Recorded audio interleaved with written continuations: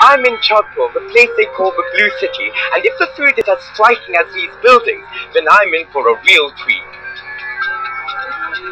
There are many theories as to why the city was painted blue, ranging from the practical, it keeps the houses cool and repels mosquitoes, to religious, that blue is a sacred color. Jodhpur is on the edge of the Thar Desert, and the dry, barren climate in turn influences cuisine. A lack of water means less fresh produce and more reliance on dried ingredients, and of course, spices. And at Umaid Bhavan, which is considered Jodhpur's most magnificent palace, the royal kitchens are renowned for their inventiveness, and the chefs create stunning feudal cuisine.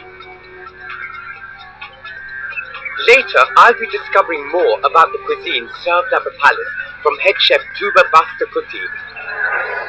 But first, I'm off to trace some of the oldest food traditions in this region, and to do this, I need to head deep into Jodhpur's desert. If you want to find the origins of recipes, then you have to find the people who first used the ingredients. I'm in search of an ancient desert tribe.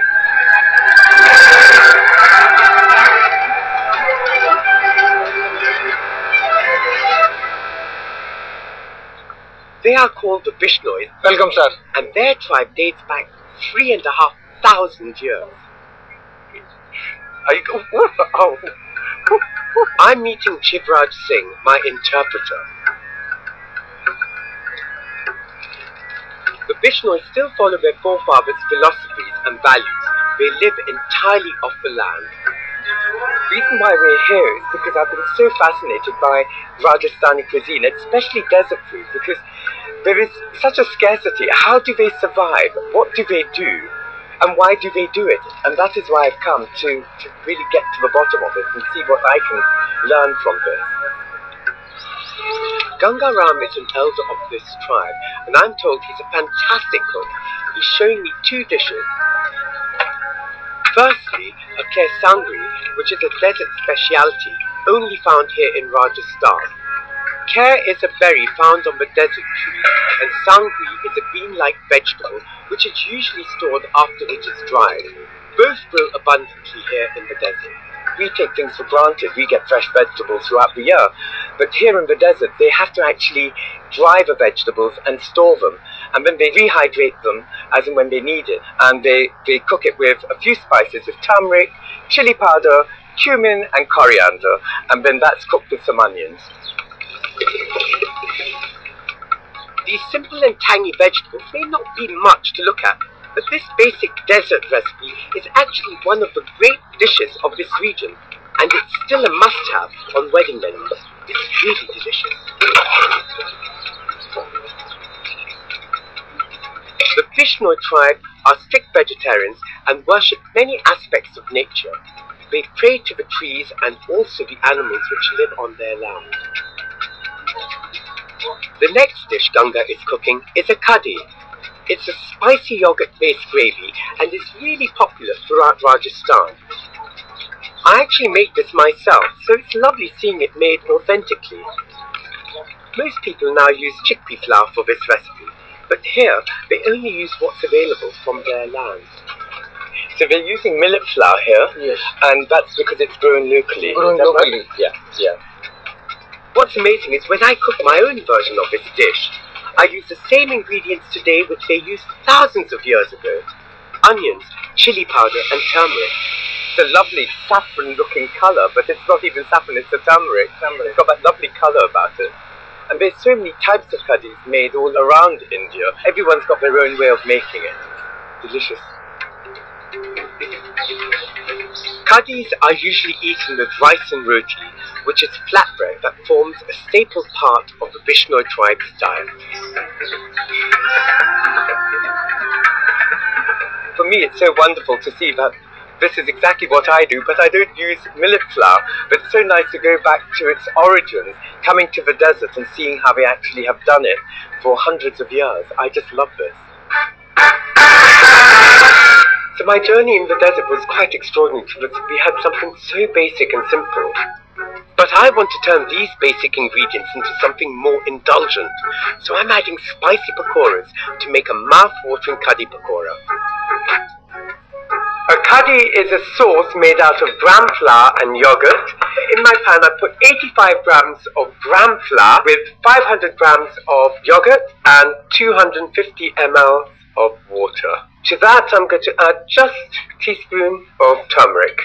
Just give that another quick whisk so you've got that lovely sauce. Turmeric is a key ingredient for many Indian curries. It's part of the ginger family and adds a wonderful colour to dishes. In flavour, it's distinctly earthy, peppery and slightly bitter. You need to whisk your sauce until it becomes a texture of double cream. To finish the sauce off, you need to temper some spices, which means adding them to really hot ghee or clarified butter. The spices are 1 teaspoon of mustard seeds, 1 teaspoon of cumin seeds, 2 cloves of thinly sliced garlic, 2 broken red chilies, and 1 to 2 sprigs of curry leaves. Shake, and now in the pan it goes. Give that a lovely stir, and there you've got this delicious sauce ready for the pakora. So these pakoras have got 4 thinly sliced red onions here. To that I'm adding some spinach. Next, add 1 inch of grated ginger, 3 finely chopped green chilies, 1 teaspoon of ajwain seeds, which taste like thyme, only stronger,